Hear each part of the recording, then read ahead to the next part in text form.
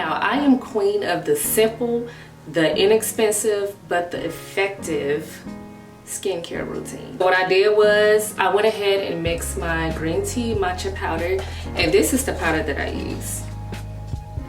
You want to mix that green tea matcha powder and that honey. You want to mix it up at night and then go ahead and stick it into the refrigerator, because that's going to thicken up the consistency, and y'all know I love me a nice cool cold product on my face. Take that out of the refrigerator and then go ahead and add your coffee grounds. And this is the consistency that you should end up with. So let's get to this topic. Earlier this week, I really didn't know what to talk about until one night this week. My son just barged into my room. I think it was probably about 3 o'clock in the morning. Yeah, so he woke up, and like right when I was getting ready to get back in the bed, like it started coming to me. How to move mountains. How to move your mountain. Ooh, I'm gonna tell y'all how to move a mountain. And this is what God started downloading in my spirit. Like, it was to the point where I couldn't even go to sleep. I had to break out my journal that I keep on the side of my bed and just get to writing. So, how to move a mountain. What's a mountain? Grab your phone, get the dictionary. Let's go to Google. What's a mountain?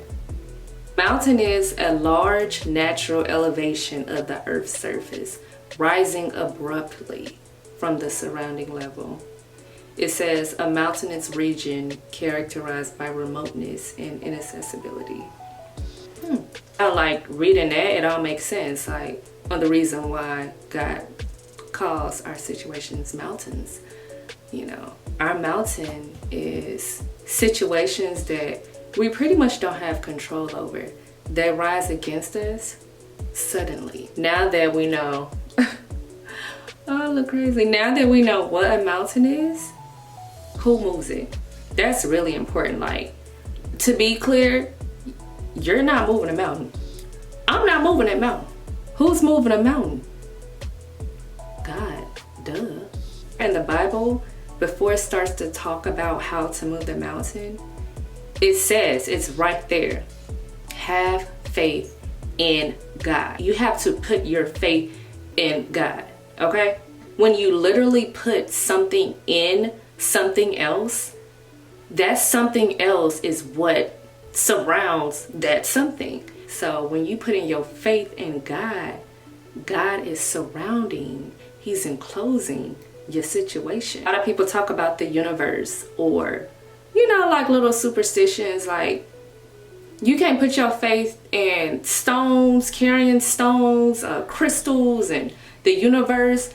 Not in what God created, not in God's creation. You don't put your faith in man and other people. You put your faith in God. Like, God has to literally be holding your faith. He has to be holding your faith, surrounding your faith. Your faith, your trust, your confidence, it has to be surrounded. It has to be surrounded in God's word, in His word, and His words. Let me tell y'all what y'all positioning gonna be, because that part is crucial. It's crucial to know where you supposed to be at when you're trying to move this mountain. You not working. In fact, you relaxed. You are standing in front of that mountain because you're getting ready to command it. That's how it's gonna move. You're gonna command it. Your faith in God, while you sitting back chilling, relaxing, you ain't stressing, you ain't doing, you ain't talking about, God is gonna move it. But when He gonna do it? When is God gonna do it? This is the hardest part when you're trying to move the mountain. You like, oh my goodness, when are you going to move this mountain?